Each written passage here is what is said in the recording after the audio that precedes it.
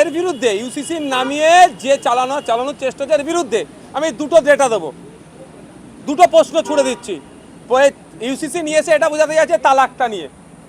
Already 2017 সালে supreme court instant 3 তালাককে ban করেছে, আবার ইউসিসির প্রয়োজন কি? তারপরেও বলছি, ভারত সরকারের কাছে এমন কোনো সরকারি তথ্য আছে দেখাতে পারবে তালাকের ওপরে? তাকে দিতে বলুন। আর দ্বিতীয় কথা হচ্ছে বহু বিবাহ। এক কথা যেন সব পাখি পাঁচ খায় আর মাছ খায়, মাছরাঙার দোষ হয়। ডেটা দেখুন, ধর্মীয়গত অবস্থান দিকে আর সামাজিক অবস্থান দিকে মুসলমানরা একা যদি থাকে আমাকে বলবেন, ডেটা দিয়ে কথা বলতে হবে।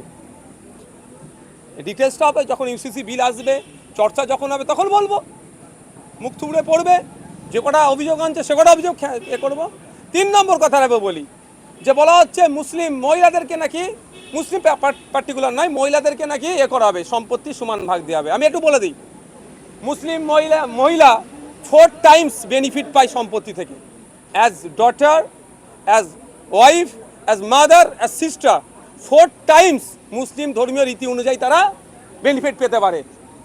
আবার তার বরঞ্চ যদি মুসলিম মহিলাদেরকে এরা স্বাবলম্বী করতে চায়, তাহলে প্রশ্ন আমি করছি, এবারের অর্থবর্ষে ক্লাস হাই মাদ্রাসার ক্লাস 9 থেকে 12-এর যে মুসলিম পরিবারের গরিব মহিলারা ইন্টেন্সিভ হিসাবে যে টাকাটা পেত, সেই ফান্ড কেন জিরো করলো? এটা তো সরকারকে উত্তর দিতে হবে। সুতরাং আলোচনা আছে, আলোচনা হাউসের মধ্যে হবে। যখন বিলটা আসবে আপনারা লাইভ দেখতে পাবেন, পরবর্তী প্রশ্ন করবেন।